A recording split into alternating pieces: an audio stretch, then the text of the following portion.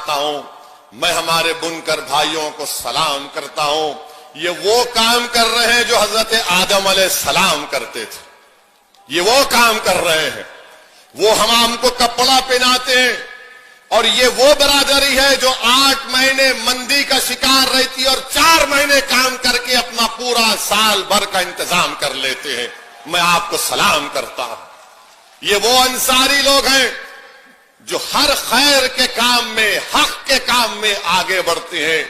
और मैं हमारे अंसारी भाइयों को पैगाम और ये बताना चाहता हूं कि जैसा कि हमारे गुड्डू जमाली साहब ने कहा कि आप अकेले नहीं हैं, गुड्डू जमाली आपके साथ था, है और रहेगा। आपके वोट से इंशाअल्लाह, दुआओं से, आशीर्वाद से विधायक बनेगा। गुड्डू जमाली भी रहेगा और साथ में ये दीवाना भी आपके साथ रहेगा इंशाअल्लाह ताला। और मैं हमारे बुनकर भाइयों को बता रहा हूं कि महाराष्ट्र मालेगांव में हमारे विधायक मुफ्ती इस्माइल, वो खुद अंसारी हैं। मुफ्ती इस्माइल साहब मालेगांव के हमारे एमएलए, मजलिस-ए इत्तेहादुल मुस्लिमीन के, वो हमारे पार्टी लीडर हैं। महाराष्ट्र की विधानसभा में 2 एमएलए हैं हमारे, एक मुफ्ती इस्माइल और धूलिया से हमारे शाह साहब हैं। हमने मुफ्ती इस्माइल साहब को अपना पार्टी का लीडर बनाया महाराष्ट्र की विधानसभा के लिए। तो मैं हमारे बुनकर भाइयों को भी कहना चाह रहा हूं कि मैं जानता हूं कि यान का मसला है, यान का रॉ मटेरियल का मसला है। मैंने उस मसले को उठाया भी था, पार्लियामेंट में भी उठाया था। और जब आज से 2017 या 18 में एक मीटिंग बुलाई गई थी, उस मीटिंग में भी मैं गया था। तो आप हमारे बुनकर भाई सन 57 की जंग आजादी के बाद कोई माऊ से, तो कोई मुबारकपुर से निकलकर कोई मालेगांव गया, तो कोई शोलापुर गया।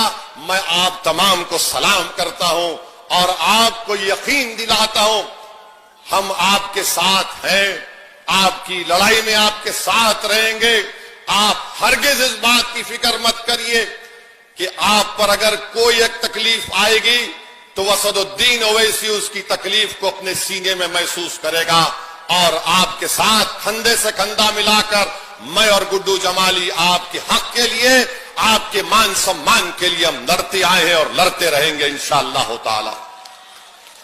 मेरे अजीज दोस्तों और बुजुर्गों, छठी चीज जो आपको हम ये बताना चाहते हैं कि गुड्डू जमाली साहब ने अपनी तकरीर में, शाह आलम गुड्डू जमाली साहब ने कहा कि उन्होंने मजलिस-ए इत्तेहादुल मुस्लिमीन में क्यों शमूलियत अख्तियार की। इसलिए अख्तियार की कि उनको अपनी इज्जत, मान, सम्मान, उनकी गीरत उनको प्यारी थी। मैं उनको सलाम करता हूं कि अल्लाह सुब्हाना व तआला ने उनको खुददार बनाया, अल्लाह उनको और खुददार बना दे। मगर मेरे अजीज दोस्तों और बुजुर्गों, तकलीफ भी होती है, बहुत तकलीफ होती है कि जब एक शख्स जिसको समाजवादी पार्टी ने दावत दी, पीछे पड़ गए, आओ आओ हमारे पास।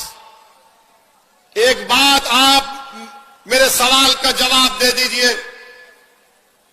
अगर मैं कल आपके घर पे आ जाऊं, आपकी चौखट पर आ जाऊं और आपसे कहूं कि मैं आपसे हाथ फैलाकर अपील कर रहा हूं कि आप गुड्डू जमाली को वोट दे दोगे, तो अगर आप अपने घर में मुझे बुलाकर बिठाकर पानी पिलाते और कहते हैं कि जाओ ओवैसी, हम तुमको वादा करते हैं कि हम तुमको वोट देंगे।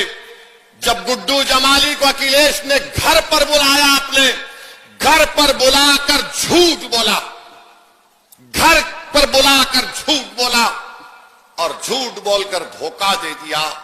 ये समाजवादी पार्टी के नेता अखिलेश यादव का किरदार है कि घर को बुलाकर, अपने घर को बुलाकर, गुड्डू भाई आजमगढ़ में कहां से लड़ना है लड़ो, गुड्डू भाई ने कहा कि हम मुबारकपुर के विधायक हैं, उनको आश्वासन दिया, तयक़ुन दिया, और उसके बाद लॉलीपॉप पे लॉलीपॉप, लॉलीपॉप पे लॉलीपॉप देता गया। अब जो समाजवादी में रुक गए हैं, चूसो लॉलीपॉप, चूसो, मारो सीटी गाजर की पुंगी की। सत्ता में नहीं आने वाले हैं, याद रखो, हमारी बात को लिख के रख लो। गुड्डू जमाली साहब ने एक बेहतरीन फैसला लिया है, एक बहादुरी का फैसला लिया है, और उन्होंने फैसला अपने लिए नहीं लिया है, ये बात आपको समझने की जरूरत है। गुड्डू जमाली को टिकट काटना ये मुबारकपुर की जनता की तौहीन है। गुड्डू जमाली को अखिलेश अपने घर में बुलाकर वादा करके धोखा देता है। ये धोखा गुड्डू जमाली का इनफरादी नहीं है, बल्कि पूरे मुबारकपुर की जनता को धोखा दिया समाजवादी के नेता अखिलेश यादव ने। अरे अगर कोई दुश्मन घर को आ जाता है तो आप नरम पड़ जाते हैं, जब तुम दावत देकर बुलाते हो और उसके बाद तुम गुड्डू जमाली के पीठ में खंजर मारते हो, ये अखिलेश यादव का असली चेहरा है, इसको याद रखो आप। ये इनका असली चेहरा है। जो विधायक है 10 साल का, अभी सत्ता में नहीं है, ना आएंगे इंशाअल्लाह, मगर अहंकार इतना है कि घर पर बुलाकर आप जहर का प्याला उसको पिलाने की कोशिश करते हैं। मेरे अजीज दोस्तों और बुजुर्गों, ये अखिलेश, जनाब अखिलेश यादव साहब, वरना फिर ससुराली नाराज हो जाएंगे। जनाब अखिलेश यादव मोहतरम भी हैं।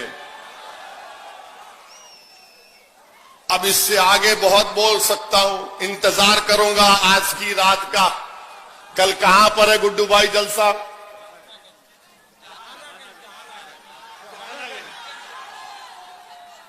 कल जहानागंज में है। आएंगे ना आप? कितने आएंगे? हाथ उठाइए। वहां पर पूरे जहां की बात होगी इंशाअल्लाह। मेरे अजीज दोस्तों और बुजुर्गों, ये इनका असली चेहरा समाजवादी पार्टी के नेता का। अब 7वीं बात हमारी सुन लो आप, कि यहां से मुलायम सिंह यादव साहब भी एमपी थे, अखिलेश यादव भी अभी एमपी हैं। मैं भी हैदराबाद से 4थी मर्तबा का एमपी हूं। मैंने अपने क्षेत्र में एक मिसाल दे रहा हूं आपको। एक विधानसभा है, उसका नाम कारवान है। कारवान विधानसभा में मैंने अपने एमपी लैड के पैसों से 10 करोड़ की बच्चियों के लिए एक डिग्री और इंटर कॉलेज की बिल्डिंग बनाई मैंने, जिसमें हमारी बेटियां हिजाब भी पहनती, नहीं भी पहनती, एक आलीशान बिल्डिंग मैंने बनाई। मैं अखिलेश यादव से, समाजवादी के लोगों से पूछना चाह रहा हूं, तुमने अपने एमपी लैड के पैसे कैसे इस्तेमाल किए आजमगढ़ में? बताओ मेरे को, कहां इस्तेमाल हुए? बताओ हमको, कहां इस्तेमाल किए? बताओ आप। अब आपको और एक मिसाल दे रहे हैं। अब ये हमने सुना कि गुड्डू भाई के बारे में बोल रहे हैं कि अगर ये एक जीत जाएंगे तो क्या होगा, एक जीत जाएंगे तो क्या होगा। किसने कहा तुमसे एक जीत रहे हैं? हमारे तो बहुत जीत रहे हैं और तुम्हारे तो बहुत हारेंगे इंशाअल्लाह। हम तो बहुत जीतने वाले हैं। अब ये सफर कामयाबी का शुरू हुआ है अखिलेश यादव साहब। ये सिर्फ 22 का विधानसभा पे खत्म नहीं होगा, 24 भी आएगा, 27 भी आएगा, 29 भी आएगा। जब तक ओवैसी जवान रहेगा मैं आता रहूंगा। और ओवैसी बुढ़ा कभी नहीं होगा इंशाअल्लाह ताला। I am young, I will always be young. दाढ़ी वाइट है, दाढ़ी वाइट पे गलत फैसला नहीं कर लेना। ये धूप में हो गई। मेरी अम्मा ऐसी ही बोलती कि मेरा बेटा कितना अच्छा है। अम्मा बोलती धूप में फिर फिर के इसकी दाढ़ी वाइट हो गई। तो हम ये बता रहे थे आपको कि एक काम बता दो आप हमने जो हैदराबाद में किया देख लो। आप इंटरनेट पे जाइए, हजरत गूगल पर जाकर लिखिए हैदराबाद पार्लियामेंट कॉन्स्टिट्यूएंसी, मालूम हो जाएगा पूरा शिजरा निकलता उसमें। हाँ बोलेंगे, अभी आएंगे गुड्डू भाई, पूरा बोलेंगे, आप फिक्र मत करिए गुड्डू भाई। आपको जिताएंगी जनता और अल्लाह जिताएगा इंशाअल्लाह आपको। हमने ये काम किया। एक विधानसभा की बात कर रहे हैं आपको, वही विधानसभा में हमारे, वही प्रदेश में हमारे सिर्फ 7 विधायक हैं। कितने? 7। हम कभी मंत्री नहीं बने, ना कभी बनेंगे तेलंगाना में। वहां पर हमने, वहां की सरकार, हमारे मुख्यमंत्री चंद्रशेखर राव साहब अच्छा आदमी है, अच्छा आदमी है, अखिलेश की तरह बेवफा नहीं है। उनके साथ हम बैठे। कब बैठे? 2015 में मैं और हमारे भाई अकबर बैठे और चंद्रशेखर राव साहब से कहा कि आप अल्पसंख्यक समाज मुसलमानों के लिए क्या कर सकते। तो चंद्रशेखर राव साहब ने कहा कि बोलो सद भाई क्या करना। हमने कहा सर, जैसा दलित समाज के लिए और ओबीसी समाज के लिए, पिछड़ा समाज के लिए आपने स्कूल कायम किए, वैसे ही स्कूल आप अल्पसंख्यक समाज मुसलमानों के लिए कायम किए। आपको जानकर खुशी होगी कि 7 एमएलए, कोई मंत्री नहीं है। हमारी मजलिस इत्तेहादुल मुस्लिमीन की मुतालबे पर तेलंगाना के मुख्यमंत्री ने तेलंगाना में अल्पसंख्यक समाज के लिए स्कूल खोले, रेजिडेंशियल स्कूल, 6 क्लास से 12th क्लास तक बच्चियों के लिए और बच्चों के लिए, जिसमें पढ़ाई फ्री, रहना फ्री, खाना फ्री, और उस स्कूल में एडमिशन के लिए एंट्रेंस एग्जाम लिखना पड़ता। अब आपको बता रहे आपकी ताकत क्या होती है, आपके विधायक की। सब लोग बोलते हैं सत्ता आएगी क्या तुम मुख्यमंत्री बनोगे, क्या तुम मंत्री बनोगे। अरे सबको बाजू रखो। 7 विधायक हैं। आज तेलंगाना में पिछले 6 साल से 60,000 मुसलमान बच्चे और बच्चियां गवर्नमेंट के पैसों पर फ्री में तालीम हासिल कर रही हैं। फ्री में 1,000 2,000 नहीं, 60,000 30,000 हमारी बेटियां, 30,000 हमारे बेटे जो गरीब परिवार के हैं, जिनके मां बाप, जिनका वालिद ठेला बंडी पर कारोबार करता, जो जरी का काम करता, जो टेलर है, जो रंगरेज है, जो फुटपाथ पर कारोबार करता, उनकी औलाद फ्री में तेलंगाना में 60,000 बच्चे और बच्चियां फ्री में पढ़ रही हैं। हमको अगर मंत्री बनना होता तो बहुत पहले बन जाते। हमको मंत्री बनने का कभी शौक था ना है ना कभी रहेगा। हमारी जिंदगी का मकसद ये कि जो हमको वोट डालता है, धूप में खड़े होकर जो लाखों की तादाद में हमारे भड़काऊ भाषण को सुनने के लिए आते हैं, हम उनके लिए क्या कर सकते हैं। अगर जरूरत पड़ी तो हम अपनी जान को भी तुम पर फिदा कर देंगे। याद रखो हमारी इस बात को। 60,000 बच्चे और बच्चियां पढ़ रहे तेलंगाना में। बताओ अखिलेश यादव, तुम मुख्यमंत्री थे, आपके वालिद मुख्यमंत्री थे, एक 10 स्कूल तो बताओ जो तुमने अल्पसंख्यक समाज के लिए खोले। बताओ तुम। और हम हमारे ससुराल के लोगों से भी पूछ रहे, तुम भी बताओ, तुम भी बताओ। बताओ सिर्फ 7 एमएलए, 7 एमएलए, 60,000 बच्चे और बच्चियां पढ़ रहे। कभी हैदराबाद आइए, हमारे मेहमान रहिए, हम आपको लेके जाएंगे इन स्कूलों को, आप खुद देख लीजिए। गवर्नमेंट का पैसा है, एक पैसा गरीब नहीं देता उसमें। हमारे से लोग आके लड़ते, बोलते कि अगर ओवैसी अगर तुम एडमिशन नहीं दिलाओगे तो हम तुमको वोट नहीं देंगे स्कूल में। ये मिजाज हमको पैदा करना है। और तीसरी बात, लोग बोलते कि ओवैसी फिरका परस्त है। अरे भाई, हैदराबाद में मेरे 44 कॉरपोरेटर हैं, 44 में हमारे 5 हिंदू भाई हैं। अच्छा, ये जब हमारे पास 1 साल पहले बल्दिया का इलेक्शन हुआ तो बाबा आए थे, हमारी कॉन्स्टिट्यूंसी में। 4 घंटे योगी फिरे हैदराबाद पार्लियामेंट कॉन्स्टिट्यूंसी में, 4 घंटे। और जहां कहीं भी जाते, ओवैसी ये, ओवैसी वो, ओवैसी ये। अकेले हैं ना बाबा, कोई नहीं है तो गुस्सा हम पे ही निकालते। अकेले हैं बेचारे, अकेले रहते हैं। तो 4 घंटे हमारी हैदराबाद पार्लियामेंट कॉन्स्टिट्यूंसी में फिरे। अमित शाह आए थे। अमित शाह जिस कॉन्स्टिट्यूंसी में, एक कॉन्स्टिट्यूंसी में आकर अमित शाह जाकर प्रचार करे, आपको मालूम जिस कॉन्स्टिट्यूंसी में अमित शाह गए, पुराना पुल उस वार्ड का नाम है।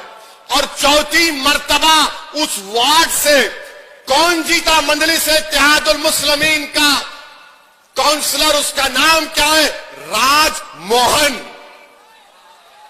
4थी मर्तबा अमित शाह खुद गए तो वहां के हमारे पिछड़ा समाज के लोग, हमारे आलाजाद के हिंदू भाई, बंगाली हिंदू, अग्रवाल समाज के लोग बोले कि यहां पर मोदी भी आ जाए, योगी भी आ जाए, अमित शाह भी आ जाए, हम वोट तो देंगे, ओवैसी को वोट देंगे। क्योंकि हमने काम किया, राजमोहन ने काम किया। और वो ऐसा इलाका है जहां पर फसाद होता था, पहले गड़बड़ होती थी। अगर कभी गड़बड़ होती है वहां पर, आज से 6-8 महीने पहले भी बस बदमाश किस्म के लोग कोशिश किए, तो राजमोहन कहां जाकर ठहरा? राजमोहन मुसलमान इलाकों में जाकर ठहरा। और मजलिस का मुस्लिम नेता हमारे हिंदू भाइयों के पास जाकर ठहरा, बोला कुछ नहीं होगा, कोई पत्थर नहीं मारेगा, अमन रहेगा। ये काम मजलिस हैदराबाद में किया। अरे क्या मामूली बात है 44 कॉरपोरेटर जीतना हैदराबाद में? कि योगी आए, अमित शाह आए, बीजेपी के जितने बड़े बड़े लीडर थे प्लेन से देख रहे थे हैदराबाद, तो कूद जा रहे थे। हम बोले कूदो, और कितने कूदते कूदो, सब कूद लिए, मगर हम सबको नचाकर वापस भिजा दिए। तो यही काम आपको करना है। मुबारकपुर में बहुत कूद रहे हैं, ये कूद रहा, वो कूद रहा, यहां से कूद रहा, ये दीवार फलांग लगा रहा, वो दीवार फलांग लगा रहा। तो कूदने वालों का साथ मत दो। एक मर्द मुजाहिद जो आपके लिए लड़ रहा है, उसका नाम गुड्डू जमाली है, उसको कामयाब करेंगे आप इंशाअल्लाह ताला। अच्छा, फिर अकबरुद्दीन के ऊपर बोलते। अकबरुद्दीन ओवैसी ने अपनी विधानसभा में 2 मंदिरों के लिए चीफ मिनिस्टर के पास बैठकर 20 करोड़ रुपए मंजूर कराए मंदिर में कम्युनिटी हॉल बनाने के लिए। 20 करोड़ रुपए। अब बोलो कौन ध्रुवीकरण कर रहा है, कौन तुष्टीकरण कर रहा है? क्या मामूली बात है? क्या असदुद्दीन ओवैसी हैदराबाद के सिर्फ मुसलमानों के वोट से जीतता है? नहीं, असदुद्दीन ओवैसी हैदराबाद के हर उस नागरिक का वोट लेता है जो भारत का है, जो संविधान पर, भाईचारगी पर, भारत की खूबसूरती पर यकीन कर रखता है। और यकीनन मैं मुसलमान हूं, मगर क्या मैं किसी का काम नहीं करूंगा? बिल्कुल करूंगा, करता आया हूं। हम काम करके दिल जीतते हैं। मेरे अजीज दोस्तों,